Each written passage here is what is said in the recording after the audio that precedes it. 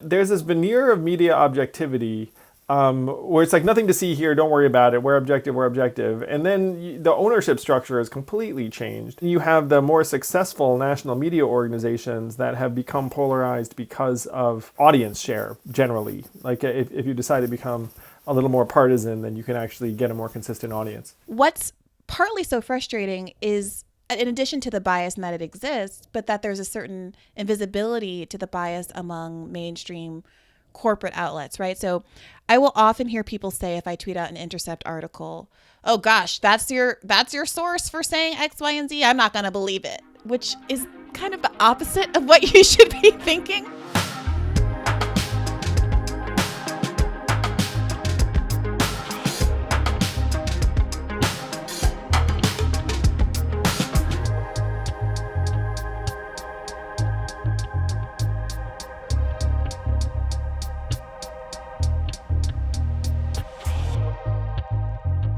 Happy holidays and Merry Christmas for those who celebrate.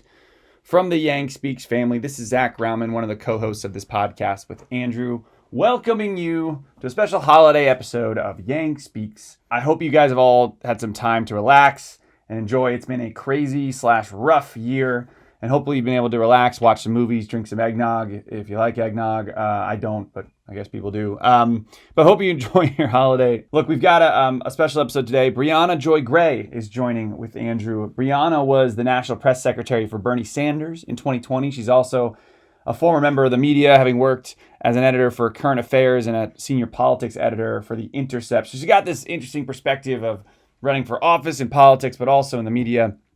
The one thing I will say before you guys dive in is that I've seen a lot of comments on Twitter, depending who we bring on the episode. It's like, oh, you bring these people on the right or you bring these people on the left. I don't like it. And look, that's fine. You're welcome to your opinion. But I just want you to know, we do believe in humanity first. We also don't believe that if you bring someone on your podcast, you have to agree with everything they say. We've had conservatives and we've had far left liberals on Yang Speaks, and Andrew's gone on their podcast as well. And I wanted to share with you of the holidays that a friendly reminder that we're all humans. We are human beings first, and there's a lot more that we share than there is that we disagree about. So with that, I hope you guys enjoy this episode with Briahna. I wish you all a very, very happy holidays, Merry Christmas, Happy Hanukkah, whatever you celebrate. This is a time of year where we get to pause, relax, and reflect on who we love and what's special about all of us as humans. So love you guys. Enjoy this episode of Yang Speaks.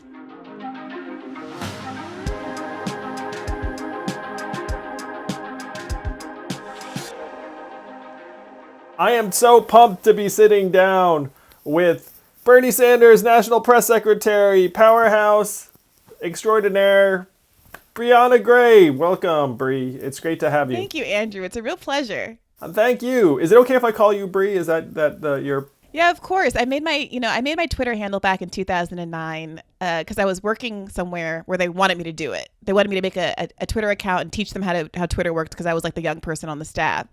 And so I made it Bri Joy, not really thinking anything of it. And now, over a decade later, everyone calls me Bri. But it's cool. It feels familiar and comfortable and nice. So I like it.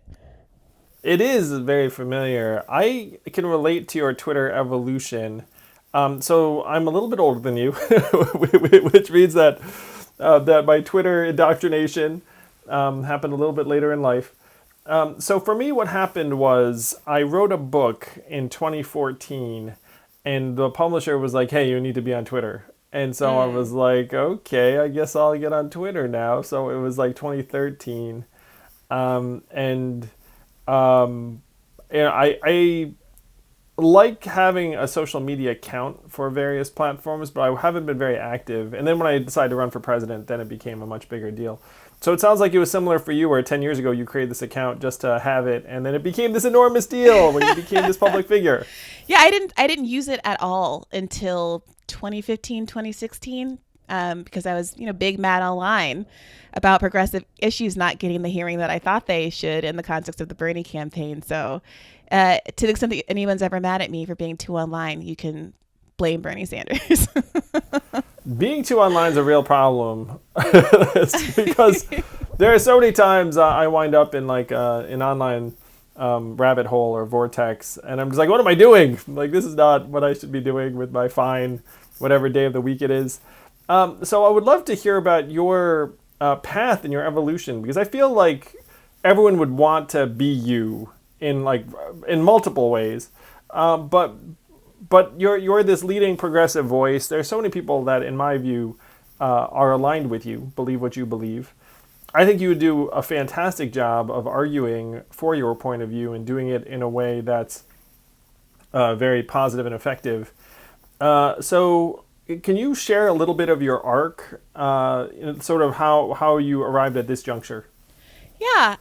So I, like a lot of young people, wasn't sure what I wanted to do with my life. I graduated in 2007. I was a history of science, history of art and architecture major, so no clear career path there. I was one of these people who thought, well, I'm a good writer. I like to argue. Everyone's been telling me I should be a lawyer, so let me go ahead and apply to law school. And, after law school, I still wasn't entirely clear what I wanted to do. So I, just went to work for a firm and figured I can, use the money to pay off my loans and then have the flexibility to take any kind of perhaps more creative writing job that I really would like to do without the, enormous six-figure student loan debt on my shoulders. But like a lot of people in my age cohort, we got hit really hard by the recession, and kind of the bonuses and job opportunities that I thought were going to materialize didn't. I started at my firm I graduated law school in 2011 and should have started, that fall, but a lot of us were deferred, blah, blah, blah. Anyway, so I ended up working as a lawyer for about 7 years, struggling to pay down my debt. But when 2015 happened and 2016 happened and Bernie Sanders was running, I found myself really frustrated by a lot of the media narratives that were going around, in particular the idea that he didn't have any diverse support. The reality was, even back then, that the majority of people under 30 of every demographic group and across the gender spectrum preferred Bernie Sanders. I was 31 at the time, but I like to lump myself into that crowd. We'll give it to you for sure, Bree. No probs. I'm a little ahead. I'm a little ahead of my time generationally. So I started tweeting a lot, and my 100 follower account started to grow, and eventually I started a podcast called Someone's Wrong on the Internet, because I was so frustrated with the narratives that were going around. And I started it with a friend of mine who's both gay and Korean American, because of all of the narrative that was only white people support Bernie Sanders. And I said, well, let me start writing articles to draw attention to this podcast. Where do you think that narrative originated? Like, was there a particular media outlet that decided to throw that out there? There was an initial article. I forget where it was. I want to say, let me not guess. I want to say Politico, but that just might be my own bias that has emerged over a series of kind of bias takes from that particular outlet. But the person who wrote the article later said that they thought it had been taken too far and kind of regrets the trend. But I think it was something that was going to emerge no matter what. I don't know if you remember from the leaked Podesta emails, from the Hillary Clinton emails, one of the exchanges that you saw was an email from Neera Tanden, who's now part of Joe Biden's staff, saying, we've got to get all of these journalists of color, and there was a list of journalists, to really push this, to talk about the fact that Bernie has a Bernie bro problem, and they could be helpful in this regard.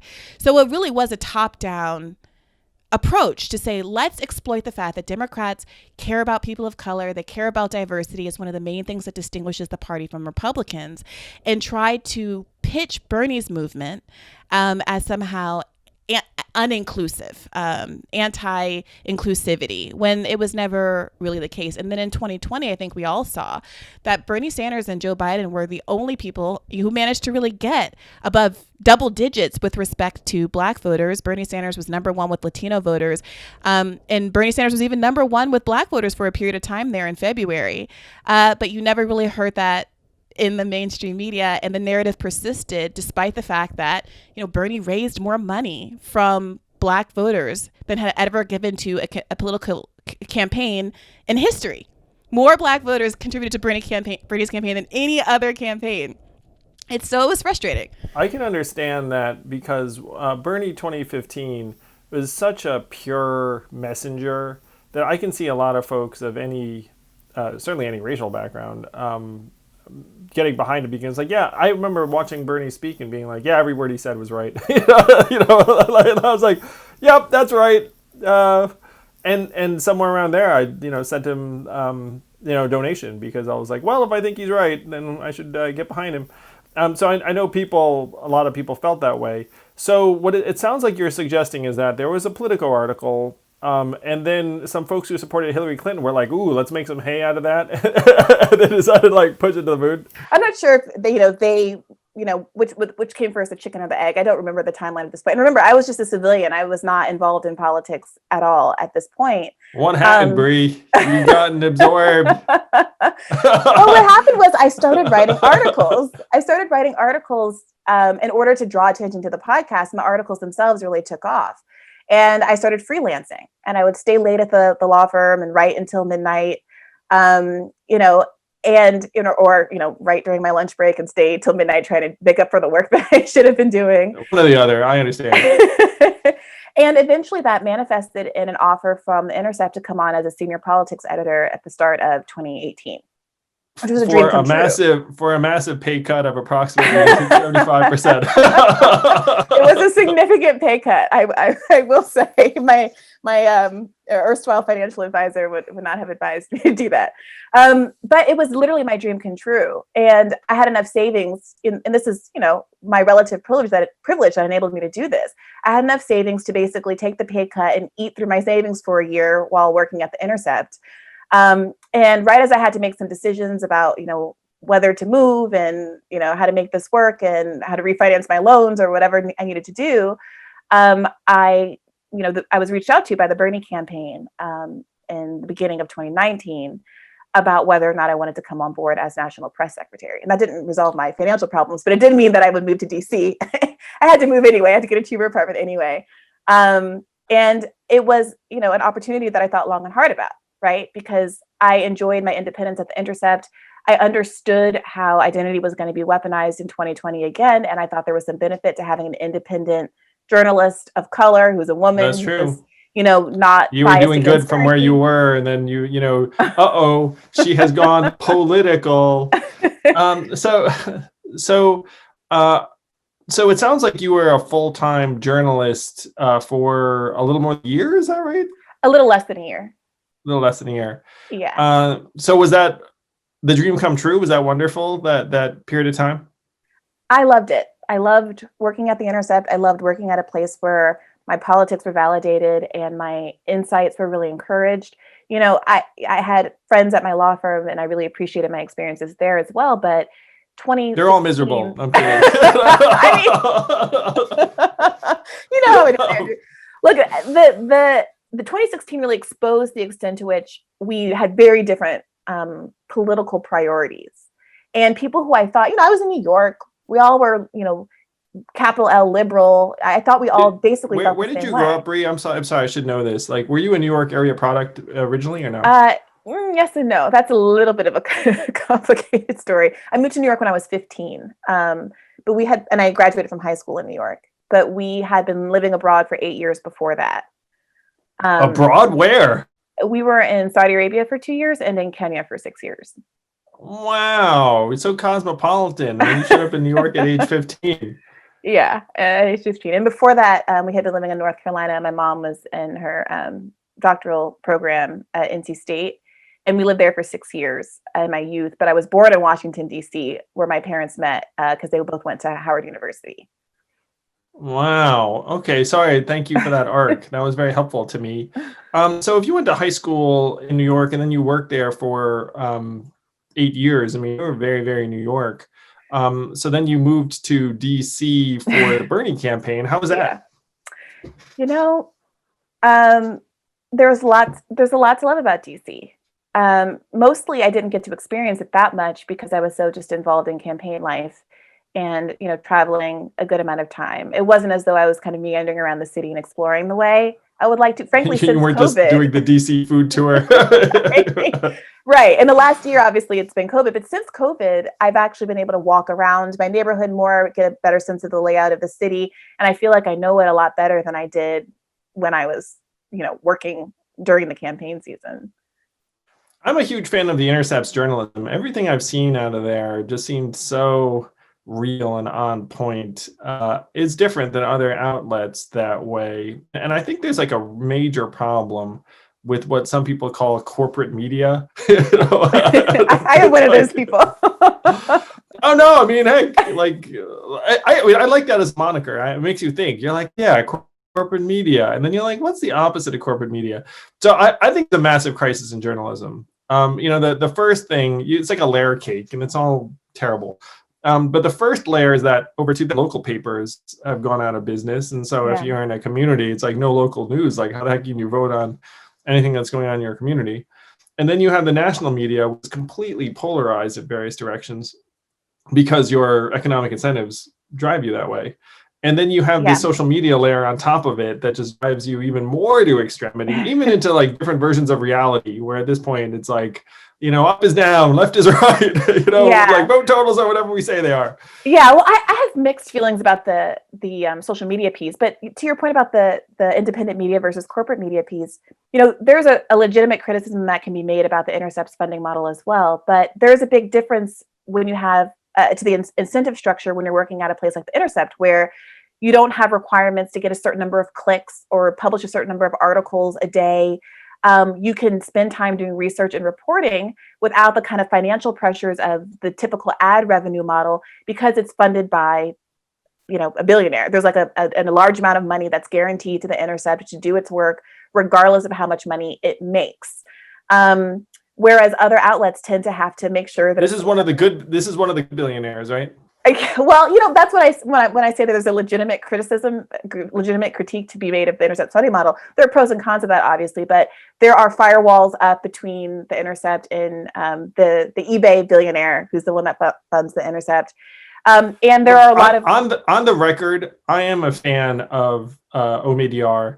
I think Pierre Omidyar has done so much good work, not just the Intercept, but I ran a nonprofit for years, and the Omidyar Social Fellows and the social innovation investments he's made, I think the fact that he already saw the problems with journalism and was trying to do something about it early on, that there are legitimate criticisms of our winner-take-all economic system, but in my mind, Omidyar is among the most benevolent, wealthy people out there.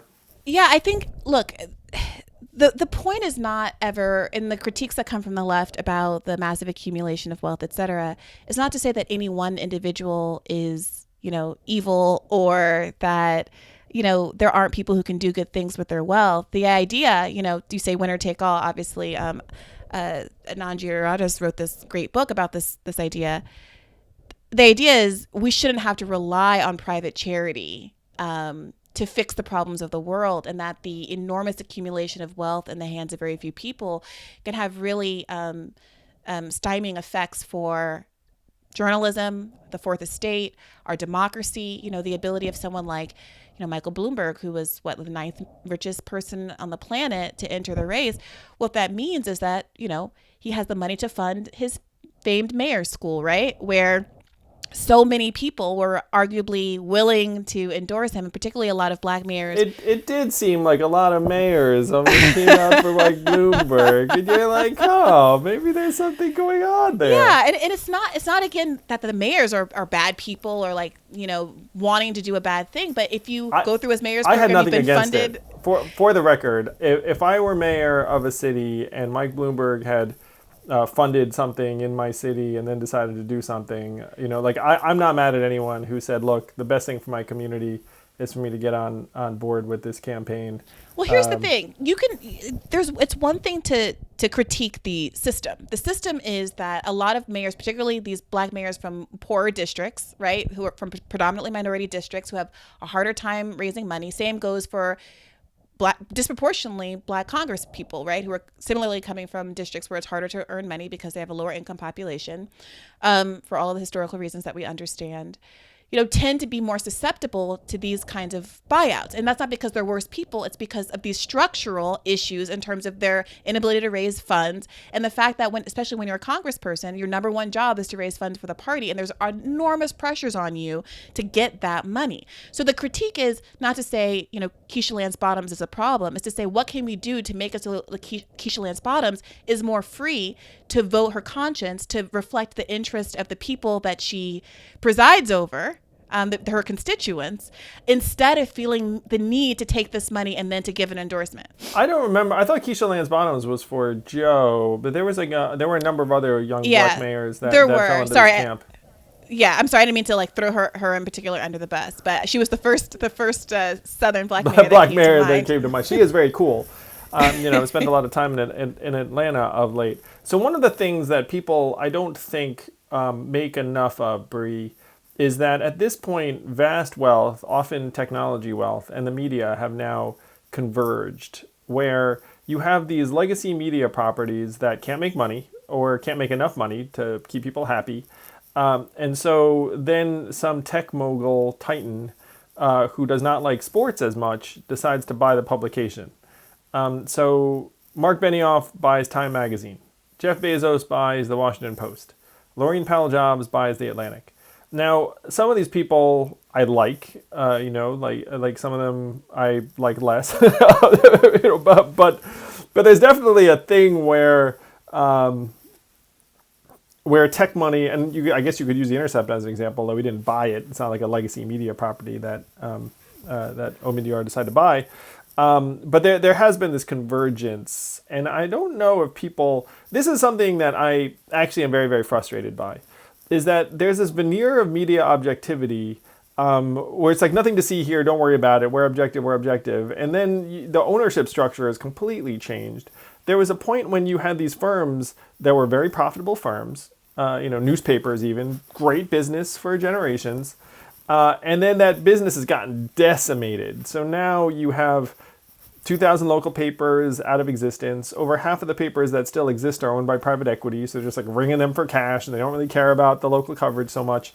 And then you have the legacy publications that have often gotten consolidated or bought up by other individuals or private equity or other firms. And then you have the more successful national media organizations that have become polarized because of audience share generally. Like if you decide to become a little more partisan, then you can actually get a more consistent audience. Yeah, I think that's an accurate diagnosis. And to one of your first points, what's partly so frustrating is, in addition to the bias and that it exists, but that there's a certain invisibility to the bias among mainstream corporate outlets, right? So I will often hear people say, if I tweet out an Intercept article, oh gosh, that's your source for saying X, Y, and Z, I'm not going to believe it, which is kind of the opposite of what you should be thinking.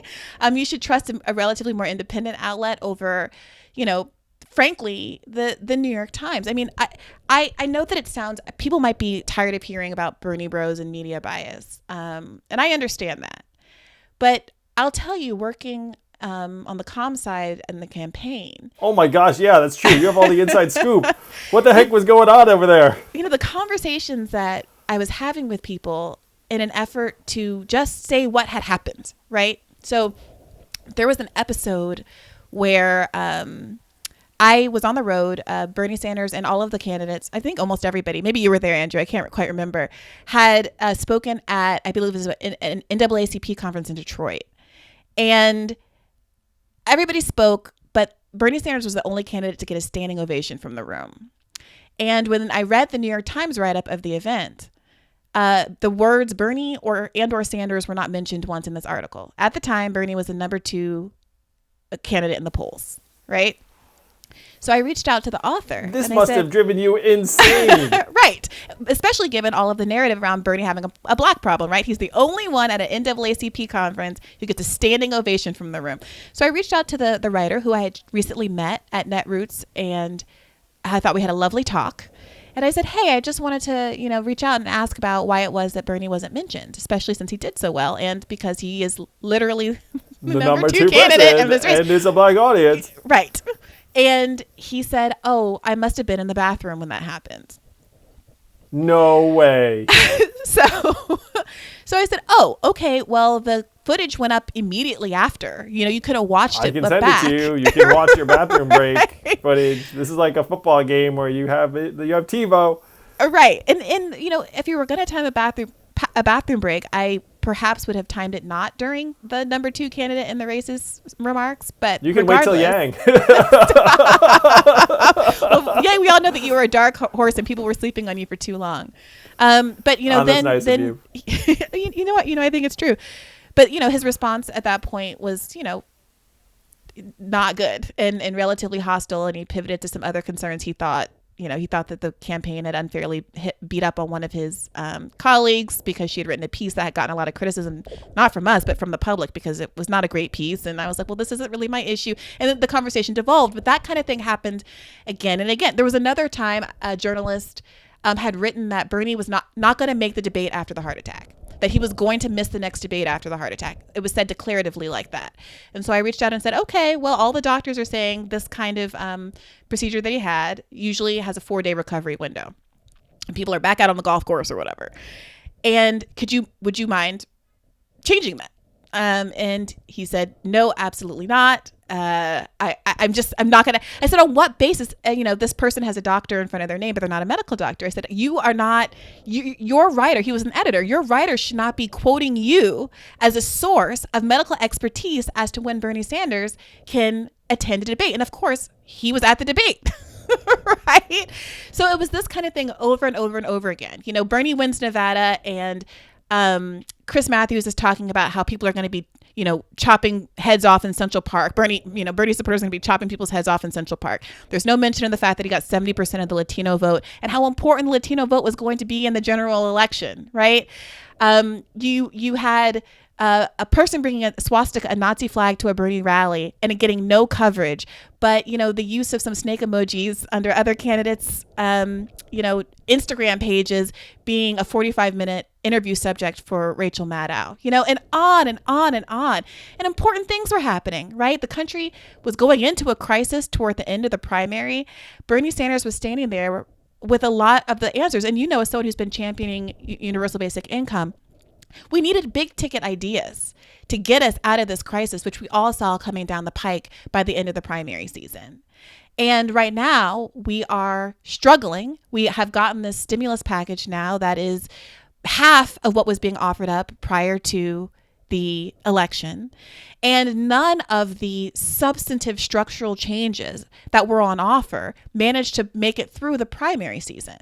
And it's demoralizing to have seen such promise and inspiring ideas from people like you, people like Bernie, people like Elizabeth Warren, and to see none of that really reflected in our party at present. Your experiences on the Bernie campaign with the media are reflective. And so I want to dig into this more because, and I also don't want to be like, like that, like media, this and that. But hearing your perspective is fascinating.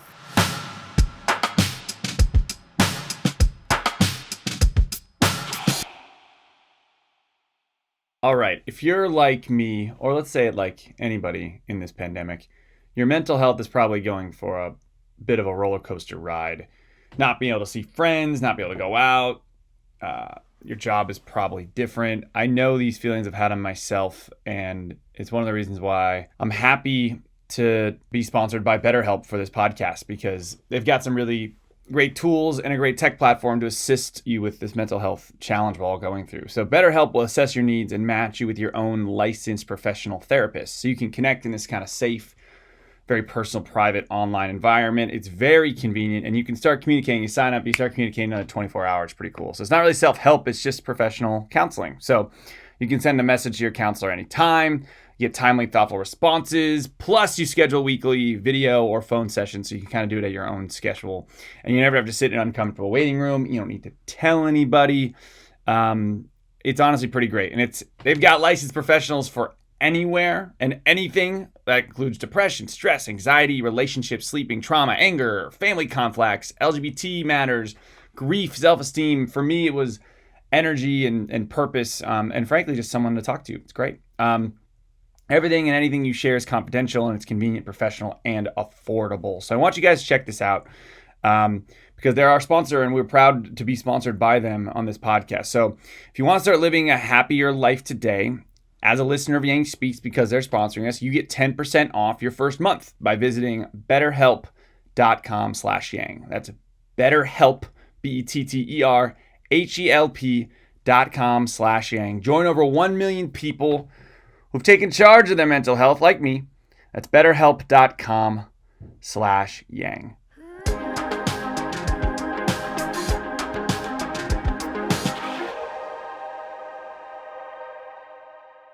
So when you talk about corporate media, sometimes it brings to mind for me, it's like, okay, what is the uncorporate media? Like, what is a source that you can actually just shrug and say they don't have any incentives around suppressing one candidate or elevating another? And one outlet that people do trust more than others is NPR, which is publicly funded.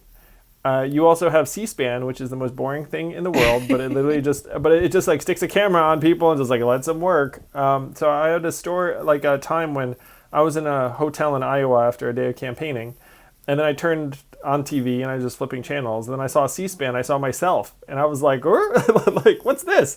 And it was an event I'd done that day, and it was just presented without commentary. It was just me hanging out with high school kids answering questions. And I was like, wow. This is up at C-SPAN. Very, very different than the cable news coverage, which has a completely different rhythm and presentation style. So if we were to want to mend journalism, like, do you have any ideas? I think that there should be much more public investment in journalism. I do not see any other way, because right now you have the corporate incentives going one direction. And then, in my mind, it's either philanthropy or public resources. Those are really the only two. And the tech version is philanthropy, essentially, because if you look at the wealth and the people who care about this, it ends up being techies very often. And so if you don't love that, and there are ups and downs to it, like I think some of them do a great job. I'm a fan of The Atlantic's work. I love The Atlantic. I think Intercept is great work. But then you pretty quickly land on public support for journalism. And then there are a lot of folks that are like, oh, you can't have the government fund journalism because, it'll be corrupt, Orwellian, Big Brother, they'll censor everything and the rest of it. And you're like, well, there is the BBC, which is publicly funded, and they seem okay. You have NPR, seems okay. You have, different examples of this throughout the world. Yeah. So the conversation about kind of government versus private funding is the same conversation that ends up happening between Republicans and Democrats about big government versus small government, right? And what is missing from that conversation often is sure, hypothetically the government could be corrupt, but we all know that there's an enormous amount of corruption in the business world, and there are no democratic mechanisms for us to do anything about that. So at least when we have government, we have some semblance of democracy still, and we can vote people in and out and have an accountability mechanism. Nobody really talks about, okay, we have the free market. How are we going to hold Jeff Bezos, who's richer than God, accountable for anything that he does to any of his employees, et cetera? But there's a third option, right? There is independently subscriber-funded media that's neither government or business based. And that's where you have outlets like Current Affairs, where I'm a contributing editor. You have outlets like The Intercept is partially independently funded. They are trying increasingly to get off of peers funding. And when people subscribe, it helps them to be able to do that. You have outlets like David Sirota, who was my colleague on the campaign, but a veteran journalist of 20 years before that, who started his own blog, The Daily Poster. You have a lot of people defecting from their journalistic institution. Glenn Greenwald recently left The Intercept to start his own blog that is independently funded on Patreon, where people give money to these individuals. Or in David Sirota's case, he's trying to start not just an individual platform, but a platform where a lot of progressive journalists can come and write about corruption and the other kinds of issues that get very little hearing in the mainstream media, but are really at the root of a lot of the problems in this country, through his outlet called The Daily Poster. So I do think that people are finding a lot of interest in this, and it's a sustainable model to a certain degree. But if we are ever going to be able to compete with the MSNBCs and CNNs and Fox Newses of the world, I agree that something more substantial has to change. And I think viewers demanding more of those corporate institutions would be really helpful, because currently I think the average American believes that that reporting out of quote unquote liberal institutions, liberal media institutions, is being done in good faith. And they don't know that so many of like MSNBC newscasters, pundits, are conservative. They don't even know that some of the people who are giving advice to the Democratic Party on a daily basis, George Bush's former comms woman has a primetime spot at MSNBC.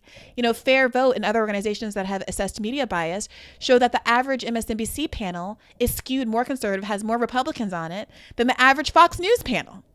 And so people are digesting this information in good faith, not even really realizing that the institutions that they think are liberal and have a liberal bias and that they want a liberal bias aren't even liberal. They are echoing the same kinds of right-wing talking points that you get on Fox News. And in fact, due to this kind of weird populist surge that's happening on the right, sometimes you get a Fox News pundit who's more willing to talk honestly about something like trade policies or healthcare even than some of the MSNBC hosts. There are two things I'd like to suggest here. One is it's not left or right anymore. It's kind of in the institution or outside the institution. And I love the folks like you who are like trying to like create the outside of the institution ecosystem and voices. The second thing is that I love the subscriber model that you and others, and just to be like, I don't know whether this is true, you're working at Current Affairs as an editor. Are you now at a point where you're generating subscription for yourself personally, or like are you working for a publication? So I don't get paid by Current Affairs. I'm kind of there as an advisory role, as a contributing editor and stuff like that. My income comes through my podcast, Bad Faith. So my co-host Virgil Texas and I, and he's from Chapo Trap House. Check out Bad Faith. It's a great podcast. I've been there. Yes, you have. It's a great episode. It is worth your time and donation. Don't you want to support Bree and Virgil? I appreciate that, Andrew. But yeah, the subscriber model has worked. For a relatively small sum of money each month, people can unlock, a ton of premium episodes. Plus we put out a free episode every week. And they get a lens on the news that they wouldn't otherwise get. Now, everyone, doesn't work as well for everyone. Obviously, we're advantaged by the fact that we had, platforms. People knew who we are to begin with. You're like national voices and whatnot. This is one of the things that too, Bree, like I struggle with too, because, you to yourself, you're you.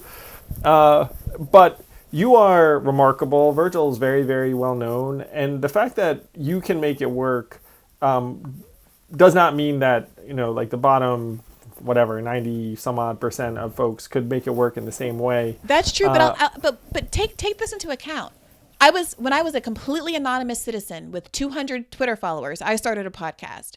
And over the course of 2 years, we got to about, 8,000 people listening to the podcast on average every 2 weeks actually. And that puts you in like the top echelon of podcasts. The vast majority of podcasts barely get anyone listening to them ever.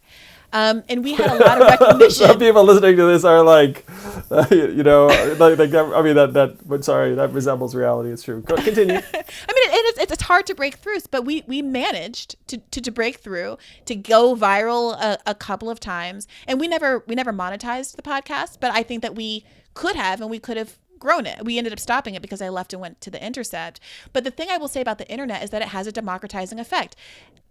My political career, to the extent that I have one, came fully out of engaging with people and having arguments and discussions on the internet, inviting people to continue those conversations on the podcast, writing articles that concretized my views and were able to be disseminated far and wide and went viral on their own kind of merit, not because I was a big name, not because I was associated with any institution. My most viral articles continue to come out of Current Affairs magazine. I've never been published in the New York Times, and so I want to say, yes, it's hard, but it's not as hard as it would be if we didn't have the freedom of these internet platforms to get around a lot of the gatekeeping that has traditionally been done in this sector.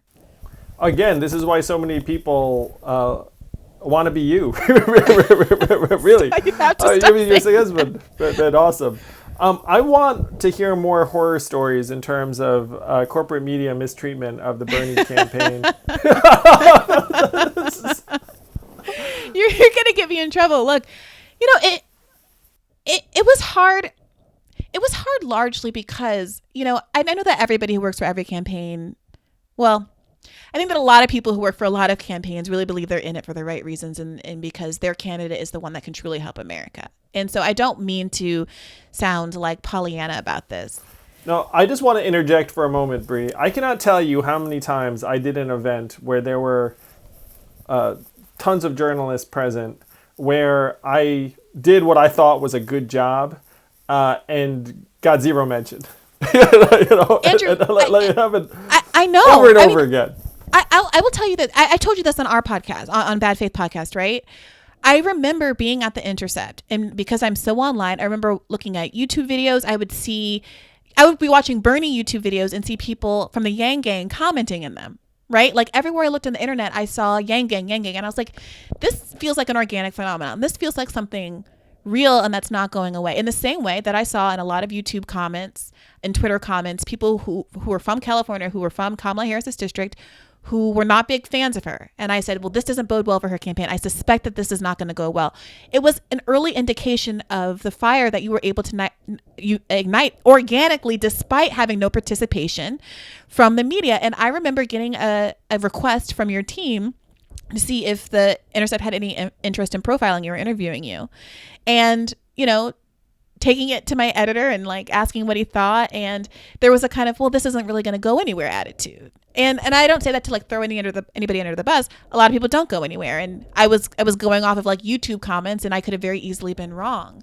But I can perceive that there's a certain kind of doomer pessimism about new people and new ideas among the left that can sometimes hurt candidates that could be really successful. AOC barely got any attention until she had that viral ad in like spring of 2018, right? So in your case, I think there were a lot of factors. I think that there's a hostility to new people, period. I think, if I can say this, there's a certain amount of,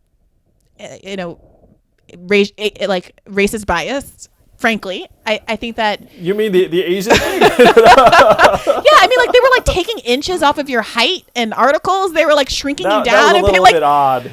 The old incredible shrinking candidate. Being like, I didn't realize it was ridiculous. That Look, we haven't had a large number of examples of Americans of East Asian descent, like, taking politics by storm. That's not a reason for you to ignore it. It's a reason for you to celebrate firsts the way that you do when a lot of other firsts happen in this country. And it was really remarkable to me.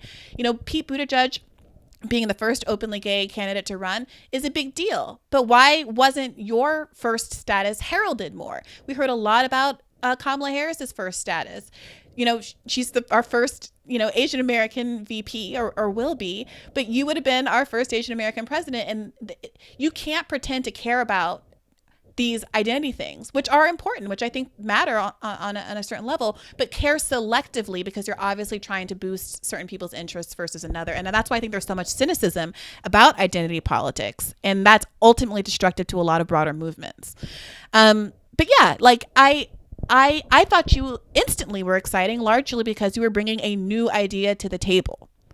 New ideas to the table. People, we all know that Bernie Sanders, isn't popular because he was some like rhetorical dynamo and he was like wowing everybody with these Obama-like speeches. No, people were impressed with Bernie Sanders because he stood on a stage and said, hey, healthcare is a human right. I don't think that you should die just because you can't afford your insulin. Vision of values, principles, and goals. Yes. It's very, very compelling, and it's unadulterated. Yes. You can tell it's not poll tested. You can tell he Yes. actually believes it. Yes, yes, and that's rest of it. novel. And you had some of that too, Andrew. Like, people have a lot of respect for folks who are willing to stand behind an idea, especially one that's not test driven or poll vetted or whatever, and just sell it. And there's not enough of innovation. There's not enough of pitching that's done in the Democratic Party. There's too much poll testing and saying, well, let's like fit ourselves in the image of whatever this printed out sheet of paper tells us to be, instead of having confidence and faith in the American people to be able to internalize, digest, and adopt a new idea. I'm going to ask this just because I'm personally curious. Do you remember any conversations on the campaign about universal basic income and Bernie? Because I was waiting for him to say something positive about universal basic income really the whole time. Honestly, do you remember any of those conversations? I'm just curious. I don't, but I also wouldn't have really been privy to them in my role. I will say that in the lefty discourse, I've noticed there's the jobs guarantee camp and the UBI camp, and there's some like tension between them. And there's a lot of people who are like, I don't really care, either or, both good ideas. And I think that what it felt like to me was that Bernie, with the jobs guarantee that was a part of the Green New Deal program, had just decided, maybe for messaging clarity reasons, like, this is what we're going to do. It's a Green New Deal and jobs program. A Green New Deal and jobs program. That's what we're going to do. But certainly now, in the context of COVID, when Bernie's been talking about $1,200, a lot of other people went 2,000 this relief bill, right, and has been since the beginning, right? Meanwhile, and so has March. Kamala Harris, by the way. Before she joined up with Joe Biden, she was championing $2,000 a month relief. Yes. But now that she's a part of this ticket, has been silent on it, and Joe Biden has also been wildly silent, and the media has not pressed him on this, on whether or not he supports cash relief. So I think that in a lot of ways you won the messaging battle, even if it took this horrible tragedy to get us there. I mean, I wish that we weren't in these circumstances that accelerated enthusiasm for universal basic income. It's interesting hearing your parallel set of experiences with the media, where it blew my mind many, many times, Bree, because like I'd be there, like you, I'd have a conversation with the journalist, and then you'd be like, oh, that was nice, and then and then it'd be like you do something and it's like it didn't happen. And in my case too, I'll share this, that when I did get press coverage, it was for things that had nothing to do with what I was campaigning on most of the time. It was for something very personality driven. Like when I danced the Cupid Shuffle, and then I showed up on the Sunday news programs that weekend, it was like me doing the Cupid Shuffle as like Andrew Yang, like having a good time on the trail sort of thing. And I'm like, huh?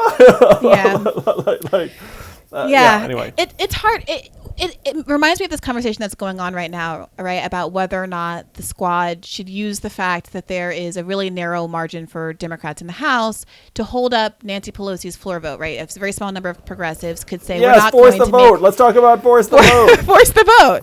So they could make it so that Nancy Pelosi can't be Speaker of the House unless she concedes to certain demands. And what the main demand that's being pushed right now is that she have a floor vote on Medicare for all.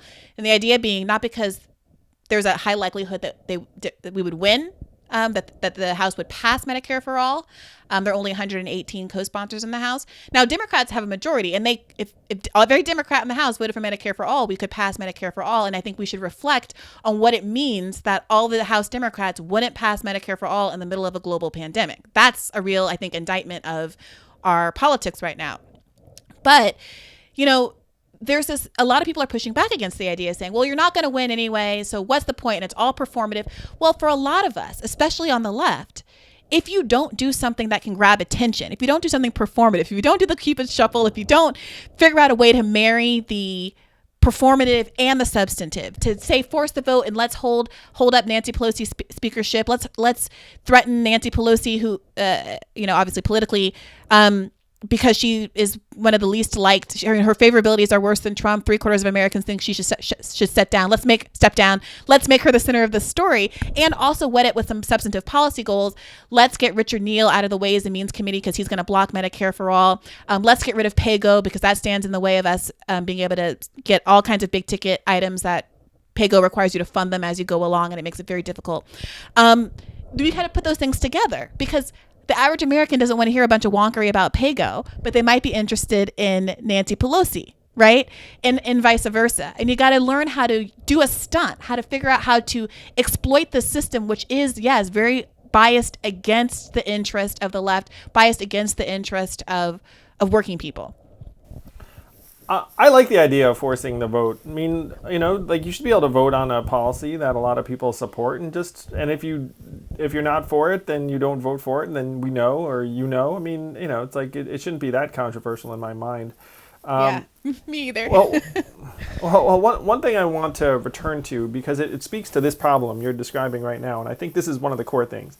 So you said earlier that a bunch of folks trust liberal media to report things with good intentions, and maybe they make a mistake every once in a while, but there's nothing sinister afoot. Now, the trust in media and the trust in institutions actually changes dramatically based upon your political alignment. So society-wide right now, trust in media is approximately 42%. If you say, hey, do you like trust national media to like report the news? Like 42%. Not great. That's not very good. It's not great. It's better than Congress, though. Yeah. Congress is like 15% or something like that. Right. So re-election rate of 94%, though. So that's a real problem. Exactly. Exactly. That's Hashtag something force the vote. we can get into. Right. That's something we can get into for sure. So 42% of people trust the media, but it actually varies wildly depending upon your politics.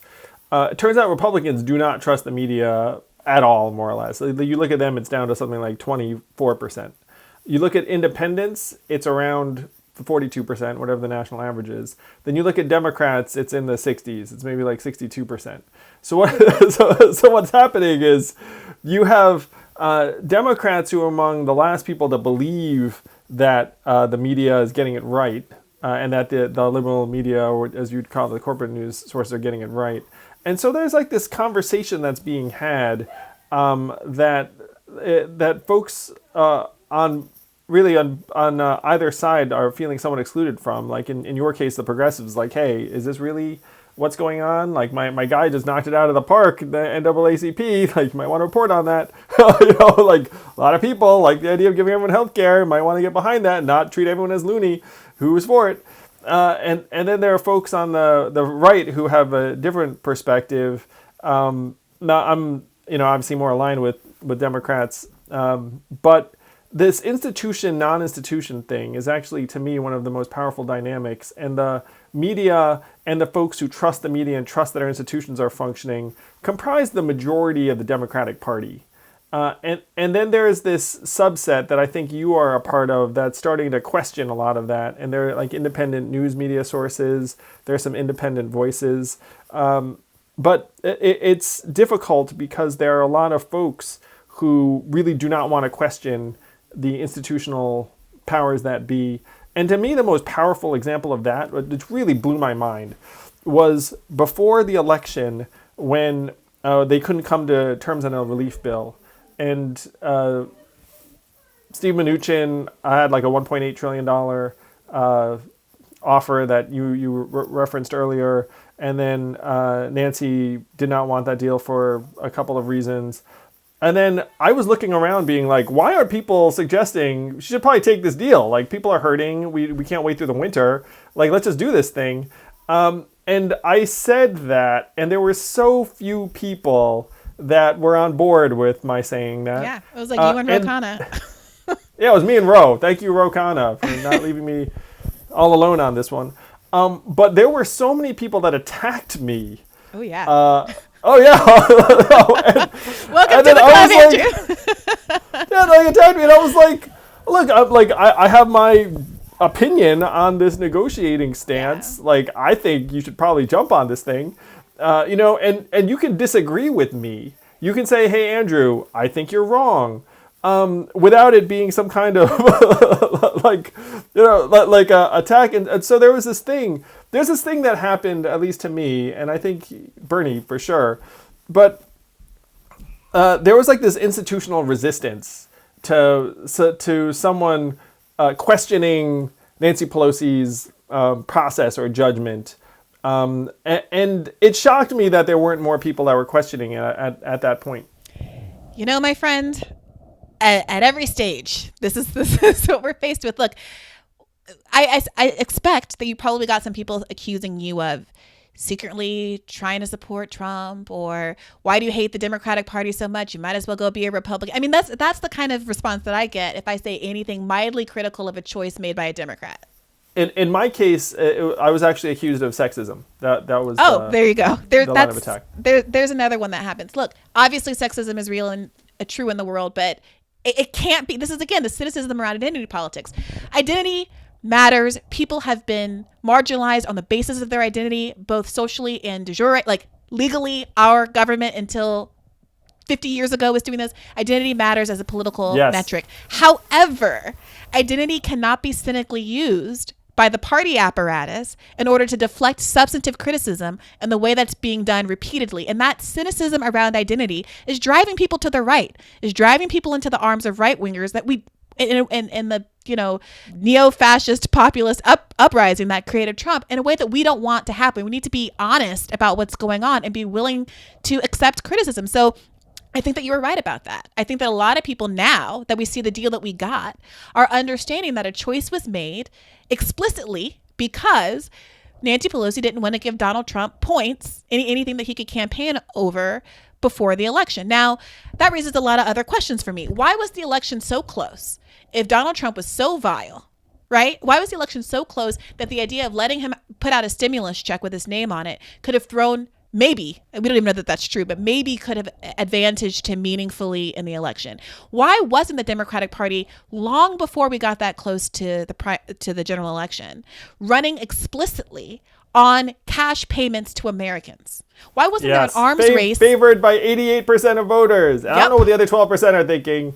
88's pretty high. Yes. By the way, you know what else 88% of voters support? Medicare for all. 88% of Wow. voters support, 88% of Democrats support Medicare for all. 72% of voters, according to a Fox News exit poll. A Fox News exit poll showed that 72% of Americans overall support Medicare for all, and about 50% of Republicans do.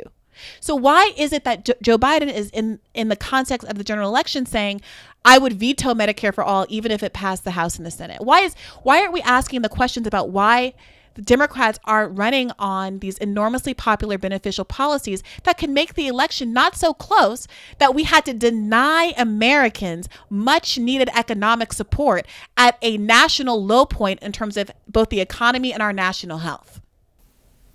The lack of stimulus between April and December was It's unconscionable.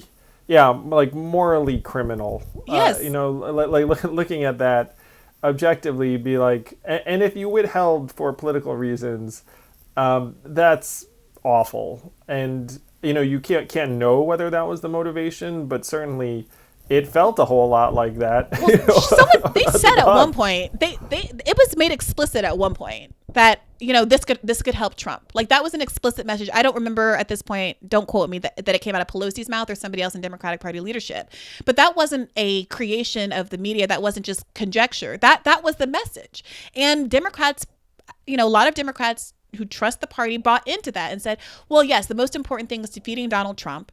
Therefore, even if it hurts millions of Americans, we're going to keep the stimulus in the bag. And, that's why I'm saying again, like, it should never have been that close. Whether or not it helps Donald Trump was only an issue because I believe the party leadership in the chosen candidate didn't do enough to distinguish themselves from Trump and fight affirmatively for what they were going to do for America. Instead, it was a I'm not Trump, let's defeat Trump sort of campaign. And that just doesn't galvanize people the way that cash relief, Medicare for all, canceling student debt, legalizing marijuana, UBI mobilizes people.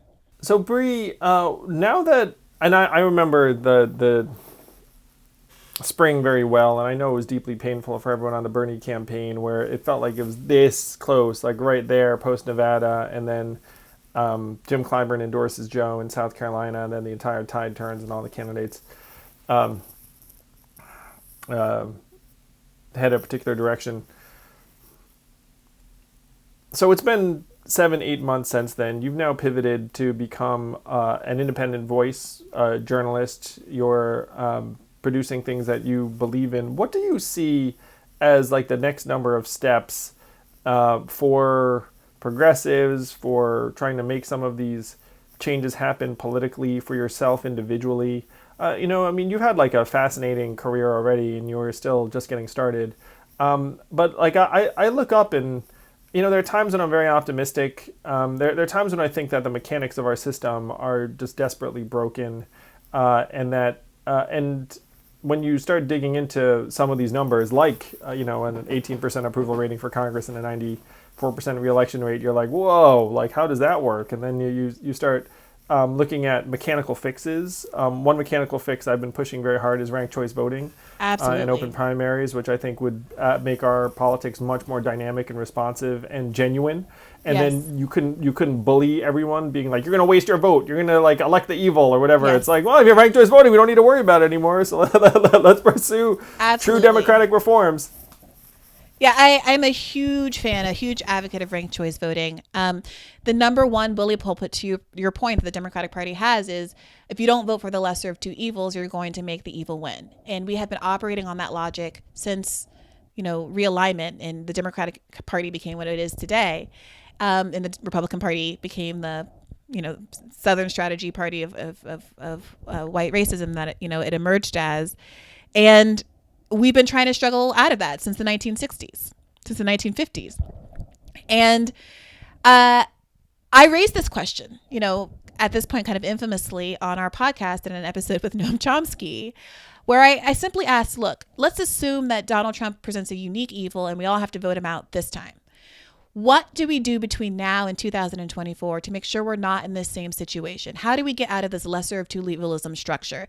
And if we are willing to pledge our votes to the Democratic Party, no matter what, under any circumstances. I thought Michael Bloomberg was a closer call in terms of who was worse with respect to Donald Trump, because he's a lot more capable and had actually enacted a much more extreme racial pogrom in New York City than Donald Trump managed, although he certainly tried, because Michael Bloomberg isn't incompetent, unlike Donald Trump.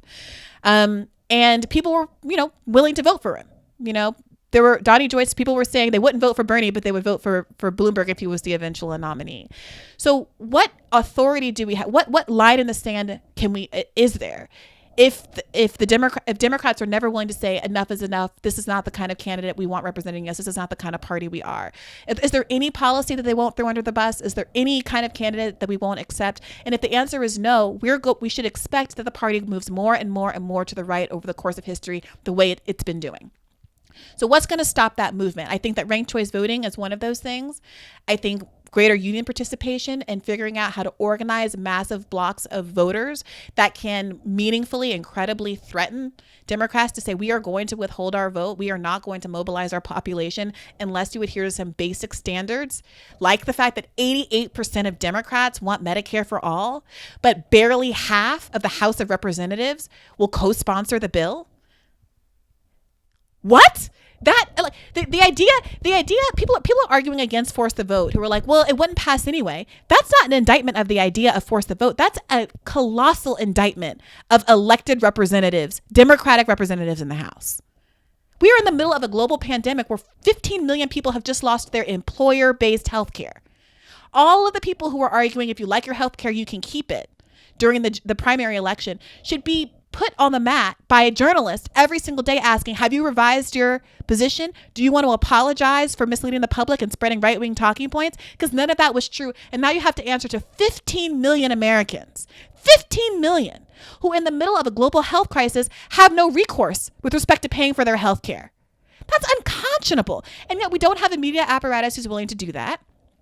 And for people like you and those on the left who are willing to stand up and articulate some, break from consensus are ridiculed, called traitors to the party, accused of sexism or some other kind of identity-based bias. And there's no real reckoning at any point. So I do think that, yes, ranked choice voting needs to be pushed. Democrats will never do it because that's one of the main sources of their power, but we have to agitate for it. We need to start going to town halls, take a lesson out of the Tea Party's playbook, which was a lesson out of Saul Alinsky's playbook on the left, and make life uncomfortable for our elected representatives until they start actually representing us. And that goes for some of the people who have been progressive champions as well. It's not about throwing them out or saying they're terrible people or questioning their motives, but it's about understanding that there is a such thing as institutional creep. When you are in office, your motives start to change and you have an incentive in maintaining your status and your position. And you have all of these incentives to raise money and give money to the party so that you can get hierarchy and status within your committee positions and all of these kinds of things, which are important, but shouldn't come at the expense of the people that you were elected to represent. We need to give money to independent candidates so that they can rely on the people and be beholden to the people instead of being beholden to corporate interests. We need to push for campaign finance reform so they don't have the option to be dependent on corporate interests. And we all just have to stay a lot more engaged and have confidence, have faith, keep the faith that if we do these things and then we stand together and we recognize that it's not left, right, that it is top down, and the 99% stands together, it is possible for us to have a better world. It is possible, and we should not let pessimism cow us. Oh, you're like the antidote to cynicism. I love it. anyone who needs a reminder of the fact that we can do great things. Bree's got a podcast every week with Virgil, Virgil's more of a downer than Bree. So yes, we play a little bit of a yin yang, good cop, bad cop situation. You're a very good team. So for you personally, I'm sure there was like a sense of depletion after the campaign, and then you've just gotten kind of your legs underneath you in terms of this new podcast and your new independent media project. Would the plan be to just keep on building your voice and work until like the next candidate catches fire and manages to get your attention? Yeah, I mean, certainly I'm interested to see what happens electorally, but I'm also really interested to start to explore non-electoral activism. You know, there's been a little bit of a circular firing squad on the left this past week or two about force the vote. And to try to break out of that, I'm reaching out to union leaders and organizers to try to come on and give us a more concrete sense of how change happens. You know, a lot of left pundits like to say, well, your idea doesn't work because it really requires organizing and it requires grassroots support. I mean, like, that's great, but don't we play a role in helping to germinate that? Can't we do that? Why not? Right. Like, I'm not doing anything else. I'm just a podcaster. Let me call up the head of my local DSA. Let me write to my representative and see if she can get on the record on force the vote. You know, let me reach out to the Medicare for All advocates. Let me reach out to Black Lives Matter advocates. Let's see, what does it actually take to get 3,000 people standing in front of the Capitol? What does it take to organize a 1 million person march or the Women's March? Let me ask, some of the people in the campaign who did that. This woman can do anything she does, Dave. It's beautiful. Well, I haven't done it yet, but I think that we should be trying. You will do. All of those things are very doable. One thing I want to just insert into this force the vote conversation, and this is something that a member of Congress informed me of that I was like, wow, that's freaking terrible. Is it's very hard to get any vote going on the floor because of something called the Denny Hastert rule, where you need the majority of the majority party to be on board to even introduce anything. Yes. So I want you all to imagine being first, let's say a minority legislator. So let's say you're a Democrat in the Senate or Republican in the House. You're like, well, I can't force a vote on a single thing because we're not a majority of the majority. And then I want you to imagine being a minority of the majority party where you also can't get a vote on anything because, like you don't have, I suppose it would be, like 130 or 140 colleagues on board or whatever the number is. So that rule just strikes me as so terrible. Like it just seems like such a dysfunctional body where it's literally like if you have the majority, then you can actually advance things, and if you don't, you can't, and then you can just chill out. So it incentivizes an action, which is why this opportunity, right? Because the speaker can bring a floor vote. The speaker, regardless of the numbers you've got, can bring a floor vote. Well, and the speaker is the one that enacted this rule. That's not even a rule. It's like, it's like the speaker saying, well, I'm not going to do it unless the majority. So they clearly can do what they want. Yeah, and it's aggregating party for herself, power rather for herself. All of it, so much of what we see in politics is that people get a little bit of power and they hoard it. We talked a lot about George Bush's overreach and expansion of executive power. And then Barack Obama came into office, and instead of dismantling it, once you get there, you're like, well, I'm the good guy. So it's good if I have power. So let me keep what was aggregated for me in the last administration and then get a little bit of more. And so what we get is increasingly individuals who are able to lord their preferences in a very anti-democratic way over the rest of us. Which I'm going to suggest is particularly problematic when you're looking at a legislative body of hundreds of people. like that to me is like more Yes. problematic even. I mean, the executive abuses have their own, like separate category of problem. But I feel like in a legislative body, like hoarding it at that level just seems particularly egregious, at least to me. Yeah, I mean, they're literally, it's especially the House, that kind of representative body, the most representative body that we have, basically being frozen in inaction. And this idea that, to your point about Republicans not being able to bring something to a floor vote too, look what's happening right now. Who's fighting for cash relief? It's a independent and a Republican, who are leading the charge. Bernie, so it was in the Senate. It was Bernie Sanders and Josh Hawley. Exactly. And then there were some folks working it behind the scenes, including Cory Booker. And then I know this because I've been actually working this scene for a while. Like I've been having calls and sessions about cash relief. And then in the House, I'm happy to say that dozens of members on both sides of the aisle got on board with cash relief. And so there was like this four corners negotiation around the stimulus bill. If you remember, the bipartisan Senate bill that got proposed in the beginning of December didn't include cash relief. And we had like a freak out here. I had a freak out. I was like, how can there not be cash relief in this thing? But we'd been trying to get folks excited about cash as part of this bill for weeks. And so I'm just going to call out a few people, some of whom you know and love, but Lisa Blunt Rochester and David McKinley were the bipartisan sponsors of a cash relief bill in the House. And then I'm happy to say that like people from all over the political map, from Pramila Jayapal to Tom Reed to others. And one of the rules we had on that bill was that we want a Republican for every Democrat, and we got it. Like, so it just like it grew. It was like Noah's Ark. It was wild. But so you should know that was happening in the House. The House, I think, was more stridently for cash relief. In the Senate, it blew my mind that after Bernie and Josh Hawley came out and were like, hey, we should really have stimulus, which they were totally right. And I was working like senators being like, you want to get in on that? Because they're right. And like, like everyone agrees with it. And so it was odd that we couldn't get more senators on the record for cash relief. There were 3 that were for it behind the scenes. Anyway, sorry, just wanted to let you know about what's going on that side. That's really useful, and I think that part of it is that they're not as senators aren't as accountable. They have longer terms.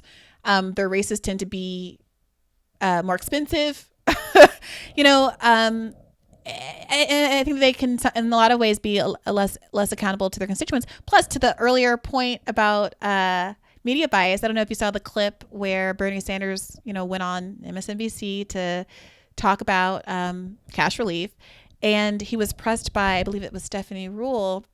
She said, well, I'm looking at a sheet of paper here, Bernie. She had a graphic all ready to go that says you've only passed a handful of bills in your entire time in Congress. Don't you think you should take a different approach?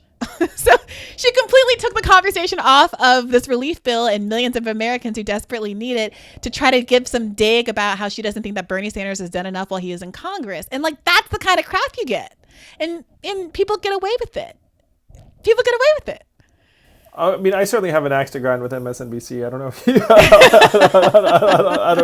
I don't know if you were apprised of the entire dynamic over there. I saw it happening. I saw you all the little stuff not cutting to you during the debates. It was apparent to me. It was apparent to me what was happening to you, what was happening to Marianne Williamson. For like a second there, like Bill de Blasio, like I had my eyes open. And I don't think it behooves us, even if it were to like advantage my candidate, I don't think it behooves us in the long term for us to ignore those things, because it hurt every candidate at a certain point, right? There was a point at which Cory Booker and Julian Castro both raised concerns about whether or not Joe Biden had the stamina to be president. And in the spin room, they were kind of immediately shut down. The coverage of Julian Castro asking that question during the debate of like, did you just, forget what you just said, was really pilloried. Even though if you listen back to the tape, he was completely right. You can disagree with his tone or something, but he was accurate in his assessment of what had just happened on the stage. And then the statement, the mild, Cory Booker is so polite. He gave a really soft, mild, like, I'm just concerned, like, it's something that we should consider. You never heard a peep out of them ever again.